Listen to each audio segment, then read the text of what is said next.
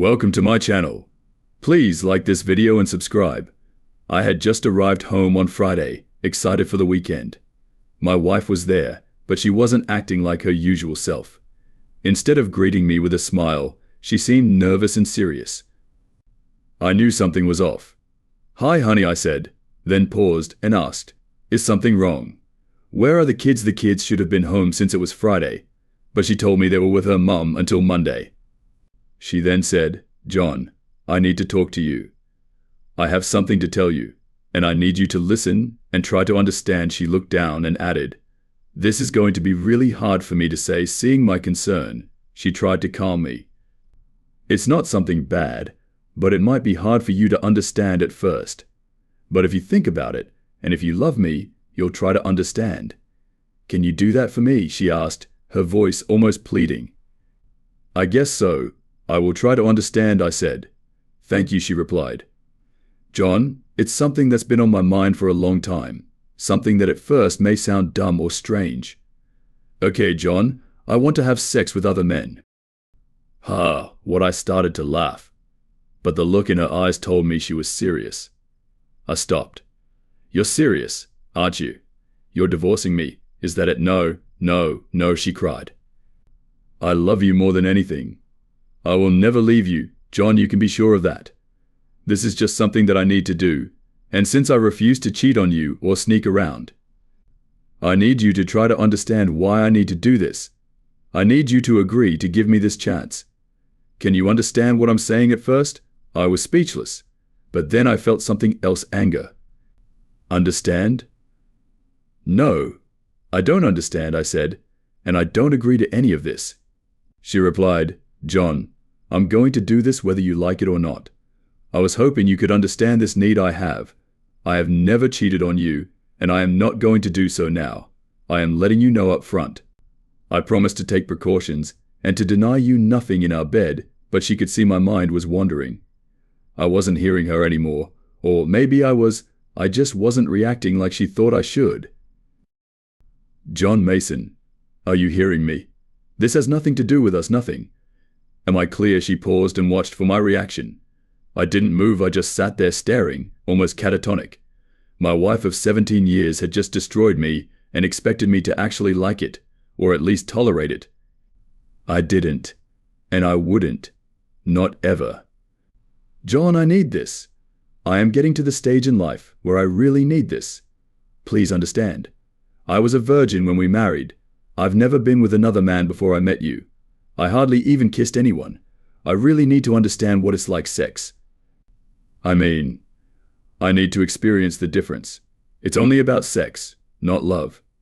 I only love you." I just stared at her, too afraid to say anything. I wanted to kill her. My wife wanted to explore other men, not even a man, but men. The most shocking part of the whole mess, and it was a big mess, was that she expected me to be okay with it. "John, say something," said my wife, Veronica. I couldn't finish. I rose and headed upstairs to the bedroom. Our bedroom. What had been our bedroom was now nothing to me. I felt sick and broken spiritually. My body was numb. I was overwhelmed with fear. It had only taken her 15 minutes, maybe less, to destroy our marriage. I sat on the bed thinking, or rather, trying to think. I knew I had to get out of the house and away from my wife, a wife who was about to cuckold me, and she was going to do it, as she had put it, whether I liked it or not. I had been a marathon runner, and college running or long-distance walking always helped me clear my mind. I decided to take a long walk. I changed out of my suit and into comfortable jeans, a Henley, and my $200 running shoes. I grabbed my wallet, a cap, and my sunglasses, then headed downstairs. Veronica was still sitting where she had been when she told me she wanted to explore sex with other men. I stopped and stared at her again. She felt like a stranger to me. With my hand on the doorknob, I asked, "Who are you?" Then I turned and walked out the door. She called out, "John, where are you going?" But I slammed the door behind me and walked quickly. I was already past the neighbor's house when I heard her shouting for me to come back and talk. She caught up and walked beside me until she was out of breath. "John, where are you going? We need to talk. I love you. I'm not doing this to hurt you.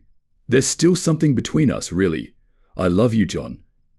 She eventually gave up, and I think she collapsed on the sidewalk, but I didn't turn around to check. I couldn't look at her. She wasn't able to keep up with the pace I was setting. I could still do a marathon in under 3 hours, no problem.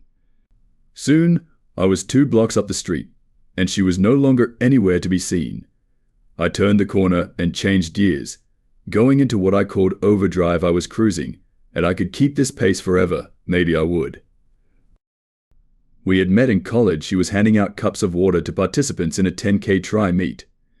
I had won the race that day.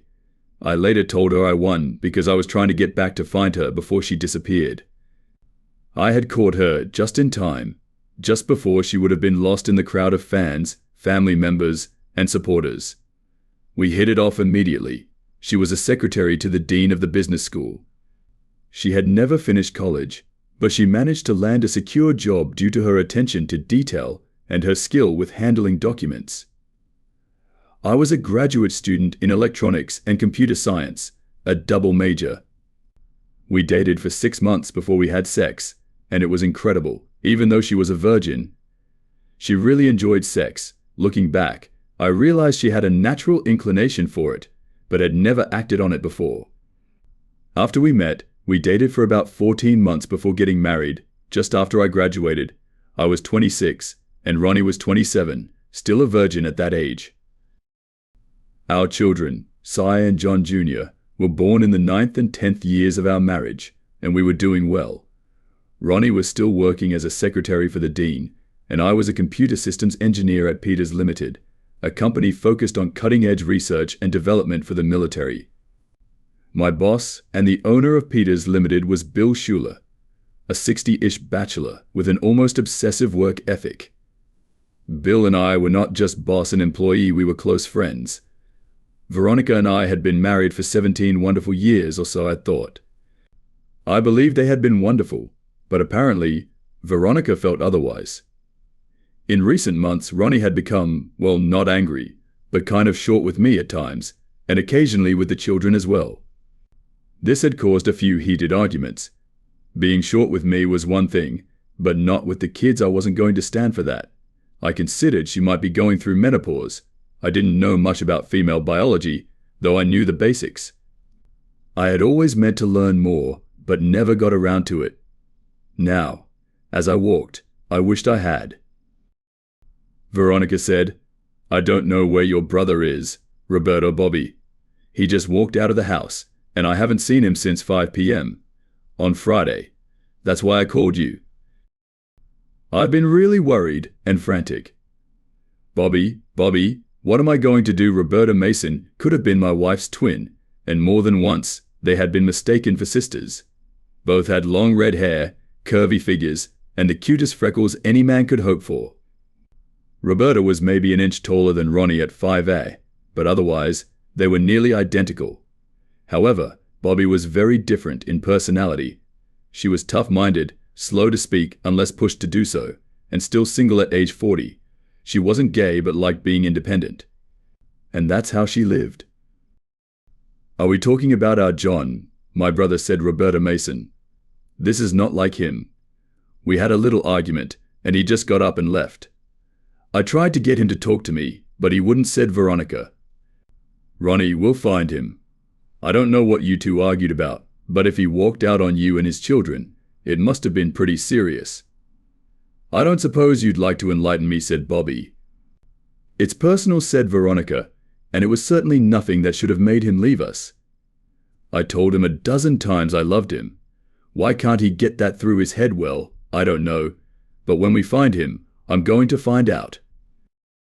"Well, you sure took your time calling me," Roberta said with a hint of sarcasm. "He's got a 2-day head start." Although Roberta and Veronica got along fine, Roberta, being a psychologist, always thought Veronica was a bit scatterbrained. "Which way did he go?" Roberta asked. "He was on foot," Veronica replied. "He headed east toward Baxter, wearing a dark green t-shirt and jeans, a Cubs baseball cap too, I think," said Veronica. "His coat," prompted Roberta. "No, he wasn't wearing a coat, just Ronnie. It's freezing out there. He didn't take a coat. He didn't drive his car well. He couldn't have gotten far. We should be able to find him toward Baxter. Yes, well, he can't be heading there. It's more than 100 miles away. But you're saying in that general direction. Okay, stay here and man the phone in case he calls. I have my cell. Keep me updated, said Roberta. I will, said Veronica. The road was icy, so Roberta Mason was driving below the speed limit. She was 10 miles out of town when her cell rang. She pulled over to answer the call. He's where? In Baxter? Oh my God. All right, I'm heading there, Roberta said, and hung up. The lockup in Baxter, a small town of about 150 people, rarely had anyone staying there, but tonight I was there, and I didn't care. The meal was hot, and the cell was warm. Life couldn't get any better than this, I thought sarcastically. I heard the steel door at the end of the hall clang open. I couldn't see who was coming, but the footsteps alerted me that someone was on their way to see me. I was the only prisoner in the place, so it had to be me. Well, sailor, said my sister, are you proud of yourself? I stared. So she called you, I said. Yes, I was already on the road looking for you. You better have a damn good reason for wandering around the countryside on foot with no coat. You know you have little ones, and a wife at home worried sick about you, said Roberta. Yeah, right, I said sarcastically. The kids, maybe, but not Veronica. She didn't tell you, did she? No, I guess not, said Roberta, her eyes narrowing. She just said you had a tiff, and then you left. She said she begged you not to go. Nothing like half-truths to dump the blame on somebody else. Well, we did have a little tiff, as she calls it. It was kind of hard for me to avoid since she announced that she intended to sleep with other men, whether I liked it or not, I said. Roberta's face betrayed nothing. What did you say? Did I stutter? She told me of her plans to sleep around on me whether I liked it or not. I had to get out of there, so here I am, all warm and cozy. I said nothing as the guard opened my cell door and shook his head. I think he felt sorry for me. We began walking toward the front receiving area. You've been bailed out, but you'll need to come back by Friday to enter your plea, said Morgan, the jailer, as he handed me a paper. I didn't even bother looking at it. I could do that later. Just pay the fine next Friday. It's only a misdemeanor, but you'll have to cover the damage costs. Then it'll be over, he added. I nodded, understanding his advice. The bar fight had been minor, but a couple of chairs and a table were broken, along with a mirror. The bartender, a fairly attractive woman, pointed me out as the troublemaker, so they took me in. I deserved it. I didn't protest. I was too drunk to say anything coherent anyway. On the 2-hour-plus drive back, my sister grilled me. After telling her my story, she was quiet for a while, then began her analysis. I was her patient, and she was going to help whether I liked it or not. Women, John, women go through changes that men can't understand. It's a hormonal thing. It scares us. It can make us feel insecure, a lot of things, she said. I'm not stupid, Bobby, but other women don't go out and sleep with other men to feel better, I said firmly. Actually, they do, John. 60% of men and 40% of women cheat during their marriage. It's the biggest reason for the 52% divorce rate in the state. Veronica is going through that stage in her life now, and she needs your support. I started to say something, but she raised her hands to stop me. No, I am not saying you should let her sleep with other men, but you need to talk to her, hold her hand, and help her out of the place she's in. She needs you, and I'm afraid it's going to take time. Women at her age need their men to be strong for them, to support them, and be their rock. Bobby, I'm willing to do anything to help Veronica through this, but if she lets another man have sex with her, we're done. No ifs, no buts, ever. And just so you know, if she disrespects me, I'll do everything I can to make life difficult for both her and her lover or lovers, I said. Bobby stayed silent again, and I hated it when she was thinking like that. It always felt like she was judging me. The conversation shifted to lighter topics. You walked 100 miles in 2 days, she said. Yeah, so what, I replied. I could, so I did. I needed to think. Oh, nothing, she said. It was quite a feat, especially given the temperatures and road conditions at this time of year. What were you thinking? She asked. She meant why hadn't I considered the weather and road conditions, but I took her words to mean my thoughts about Veronica, myself, and our marriage. Christmas was 3 weeks away, and it was going to be a difficult holiday. What would I find under the tree? We still hadn't put one up. A used condom, maybe, with someone else's sperm inside of it. I was angry. I just couldn't go home yet. "Drop me at Peter's," I said. "But it's Sunday," she replied. "John, you need to. I can't go there right now. I need to be alone for a while longer. I'll go there tomorrow. You can tell her that I said." She seemed to understand. "I'll talk to her," Bobby said. "She's really worried about you. I think she'll hold off on her plans, if she even has any, now that she knows how you feel. Just don't do anything hasty, okay?" "I won't. I just need more time to think," I said. She dropped me off, and I watched her drive away as I went inside my office. Roberta thought Veronica would delay her plans, but I, on the other hand, wondered if she had already acted on them, and if so, with whom. Hell of a thing when a man loses trust in his wife, I thought. Hell of a thing. "Ronnie, he's afraid he's lost you," said Roberta as she took off her coat and hung it on the rack, just inside the front door. She hadn't even bothered with a greeting. "Nonsense," said Ronnie. "I told him he'd never lose me." "Nonsense. When you told him you were going to sleep with other men. Be real, Veronica. Any man would be thinking what he's thinking." Veronica looked troubled. "He told you then," she said. "Of course he told me. I'm his sister. How long did you think you could keep something like that a secret?" "Anyway," said Roberta, "it's just something I've always wanted to understand," Veronica said, noticing her sister-in-law's expression. "Okay, do it. But you've lost him, your children, and most of your friends and family who care about you," Roberta said. Don't you see that? Veronica couldn't look at Roberta. I thought and hoped he would understand my need. "This has been consuming me for a long time, Roberta. I don't know if I can stop myself. John has always understood me. He's just got to understand me this time too. I can't live without him. But I don't know if I can avoid doing what I feel I need to do with this other," said Veronica. "I can try, but I might just end up outright cheating on him. That's the real danger, and I know it. You have no idea how overwhelming this feeling, this need inside of me is," said Veronica. "Why do you think I never married? I'm not gay, and I love men, but I'm smart enough to know I could never stay faithful to just one man. So I never married," said Roberta. "But Veronica, you did get married, and what you're proposing is so strange given that fact. You stand to lose everything if you don't straighten up your act fast," said Roberta. "I guess you're right," said Veronica. She started to cry. Roberta got up, went to her, and hugged her.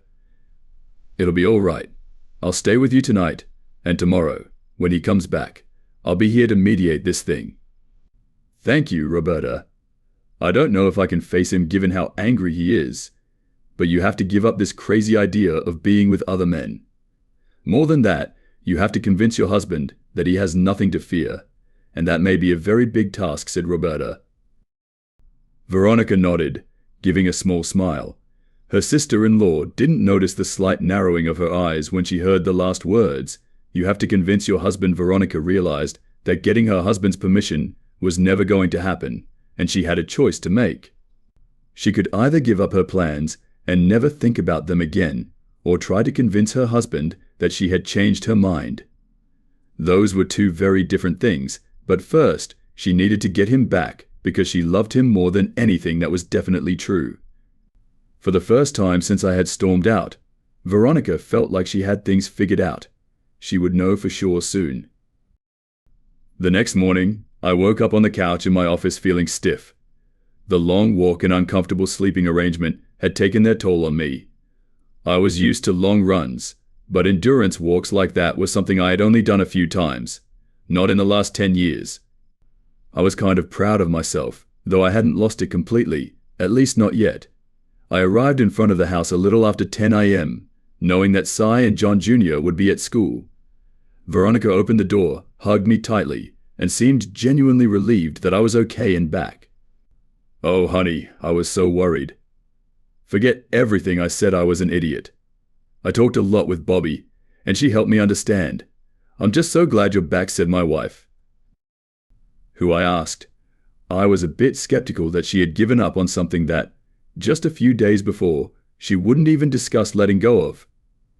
There was Bobby. Of course, I'm sure she had laid it out for her, but there was something I just couldn't put my finger on. Good. I hope you mean it. It all felt too easy, too simple. I finally figured out what it was that I couldn't put my finger on. I didn't trust her. What a situation. We headed into the kitchen, where Bobby was sitting at the table, sipping her usual tea. Hi, Bobby. So, you're here to back up her story, I sneered. Yes, I am, she said. We talked long and deeply, John. She understands now. I hope you can move past this. It really was just a silly thing, she said. I nodded. Although I respected Bobby and her skills, I was still cautious. After what happened on Friday, I couldn't assume anything. Bobby hadn't seen or heard what took place. I had. In the days that followed, Veronica tried hard to reassure me. I was almost ready to accept Bobby's explanation of it just being a silly thing. Then on Thursday, there was a phone call. I picked it up, heard some noise in the background over the line, and then whoever it was hung up. Weird. I didn't mention the call to Veronica. I thought about what I heard in the background. I had it the words were call my cell. That had to be it. I went upstairs, hoping I was right, and I was. Her cell phone was on the dresser. I checked the call history. I knew most of the numbers, but I wrote down the 6 I didn't recognize. I smiled the smile of the fortunate. I didn't have a top security clearance for nothing working for the military. I knew I could easily find out who owned the numbers. It would be highly illegal, of course, but my own boss had used his clearance to catch his cheating wife about a year ago. I was about to do the same. This was not a no-fault state. If I caught her and had the evidence, she'd be mine, and so would her lover or lovers. I was feeling good that night. The sex was great, actually better than great. She had really changed over the past 6 days. I hoped I wouldn't have to give that up anytime soon. I was in the lab early. I had to catch Tim before he went out into the field. Tim was our systems installer and field technician. He and I had downed more than a few brews rooting for our alma mater, Ohio State. Tim, got a minute, I said as he was about to leave. He stopped. Sure, John. What's up? Come into my office. I've got a problem and need your help, I said. We went inside, and Tim sat down in a chair in front of the desk. I took a seat next to him. Tim, remember last year when Mr. Peters asked you to do some snooping for him? He suddenly paid close attention. Oh no, John, not you too, he said. I'm not sure, but I have a reason to be worried. Can you help me, John? I can, but it's risky. You have to be really sure I am, Tim, I said. He nodded. Okay, you got it. Just don't talk about it, not even to me. If I find anything, I'll contact you. Are you okay with that? He asked. Yeah, I'll be patient. Just do some spot checking over the next month and let me know. If there's nothing, great. If there is, I understand, he said. Here are some phone numbers I found on her cell. I don't know who they belong to. It might be nothing, but it could be important. He nodded. Good. It's a good place to start. It's not even illegal if your name is on the account. It is, I said, thinking my wife was being really careless. She knew I was tech savvy and that I had friends who were experts in the field. She knew I could find out anything I wanted to. If she was going to cheat, she had no chance of getting away with it unless she was able to completely allay my suspicions. That was pretty flimsy ground to be building your affairs on, but it was the only thing that made any sense. Things settled down at the house. The kids were happy, Veronica was happy, and I pretended to be happy. A week later, my world collapsed. Tim called and asked me to meet him at our favorite hangout. I checked out the numbers, he said. I got the addresses, checked them out too, and bingo, I caught her at 2 of them on consecutive days. John, I got pictures, video, and audio. Let's just say your wife is definitely cheating on you. Sorry, John. No worries, man. Do me a favor, get more, especially more video. I have plans for her. I don't care what it takes. I'm going to bring her and her lovers down. Got it. John, you need to know something. This was too easy. I'm starting to think she might be setting up some kind of trap. Keep that in mind. I just don't think your wife is this careless I won't be using any of this in court." "I have another plan for it," I said. He smiled. Tim loved espionage. It took 3 weeks. I was amazed at the depth of information Tim was able to gather. I now had everything on these low-life yahoos except their DNA profiles, and I could get those too if it came to that. Now it was just a matter of choosing the right time and place for my showdown. I needed to talk to Bobby. We sat in her office watching the videos. "Jesus, I can't believe it. She even had me fooled," said my sister. "What pisses me off the most is knowing I've been getting sloppy seconds, at least sometimes," I said. "John, forget about revenge. Don't be a sorry ass, but forget about revenge. It'll only eat away at you in the aftermath, and someday your kids are going to be judging both of you. Don't give her any ammunition," she said. I was writhing in mental agony, but I knew she was right. Revenge, at least anything obvious, was out of the question. But that didn't mean I couldn't get back at her lovers. She was going to become very unpopular quickly if I could make it happen. It turned out she had 5 lovers, not 6. The extra number I had was a wrong number. 4 of her lovers were married, and all of them had young children. 2 of them were men whose careers I could ruin with little effort. One was a state politician, and the other was a priest. Veronica had really messed up. The power of her sexual urges had clearly corrupted her. I now better understood why my sister had stayed single for so long. Veronica would have been better off if she had done the same. My only concern was for the children of the cheaters and, of course, my own. About that, there would be no compromise. I would allow Veronica unlimited visitation, but no boyfriends would ever be allowed near them or else. I planned to give Veronica the house but take everything else. I would move myself and the kids into a very nice 3-bedroom condo close to the new elementary school they would be attending. It was time to go to war. A techie friend of mine blurred my wife's face in 5 of the most incriminating videos and made copies for the wives and key people in the lives of the 5 cheaters. 2 other copies were made to send to specially selected TV stations to bring down the poll on the priest. I thought about suing the cheaters too, but that would have exposed Veronica to cross-examination in court, and I needed to protect her to some degree in order to protect my children. I was at least partially following Bobby's advice. It occurred to me that technology might just put an end to extramarital affairs at some point in the future. It was becoming too easy to catch these fools. On D-Day, I went to work early. I stared at my computer. I had it set up and ready. 1 double click and 4 husbands would likely soon be 4 ex-husbands, and another man would probably spend a long time singing hymns in some remote monastery. I double-clicked. Oh yes, there would soon be hell to pay. I smiled. I was Joshua at the walls of Jericho, and those damn walls were coming down. I told my boss I was taking the rest of the day off and went home.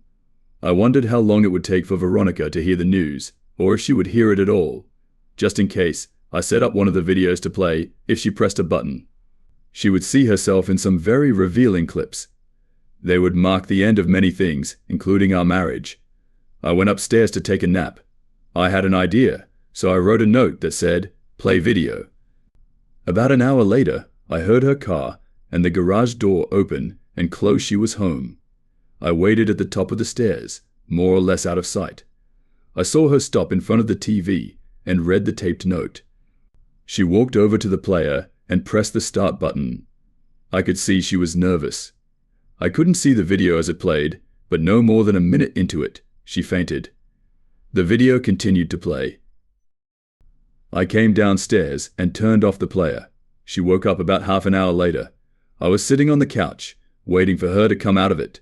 She saw me and said in a tired voice, "I guess you hate me, don't you?" "Yes," I replied. "Is there any chance for me?" she asked. "None," I said. "I'll give you the house. The kids will stay with me. Everything else, stocks, bonds, savings, will be mine. If you don't fight me, I'll let you keep a little bit of your self-respect. If you do fight me, I will ruin you." John, I'm sorry. I don't know what to say. I needed to do it, or thought I did. I'm sorry. I know you're sorry, Veronica, but what you've done is unforgivable, way beyond acceptable. I warned you, and now it's caught up with you, and with the men too. As we speak, they're in the process of being ruined. I wouldn't expect to be welcomed around them anytime soon, the way I see it. I've already leased a new place, and the children will be taken there by Bobby after school today. You'll be allowed to visit them whenever you want, but none of your male friends, not ever. Are we clear? She nodded. So far, to her credit, she hadn't started crying or making excuses. I figured the tears would come about 2 minutes after I left. I went ahead and left. All the married men were divorced by their wives and stripped of their assets. The priest was reassigned, but I never found out where. The former politician is now selling used cars. Veronica still works for the dean and sees the kids often. It was tough explaining to them why Mummy wasn't living with us anymore, but we managed. Veronica dates occasionally, maybe through some of her office friends, but that's just a guess. I know for sure she's no longer interested in being promiscuous. She'll join us for Christmas since she's still family, but she knows she made a huge mistake and has had the decency not to push things with me. Sex can really cause problems. Second story. Hi everyone, I need some advice. I 25F found my boyfriend 27M of 2 years with another girl at his place. We were long distance at the time, planning to move in together within a year. After I caught him, he explained that their relationship started with just conversations. She was also long distance, and it became physical this past January. This has been going on since 6 months into our relationship. It's been a month since this all happened. We broke up, but he wants to try to make things work. I believe he's genuinely sorry, but I'm not sure he will change. I've always heard that once a cheater, always a cheater. Even though I loved him a lot, and was ready to move halfway across the country to be with him, I'm not sure I can trust him again. I know people say, you're young and can start over easily. But I want to hear from those who have cheated and turned things around, or from those who stayed with a cheater. Did you ever rebuild trust? We both went to therapy. He understands why he cheated and wants to prove he's committed to making things work. I'm looking for honest opinions. Can a cheater really change?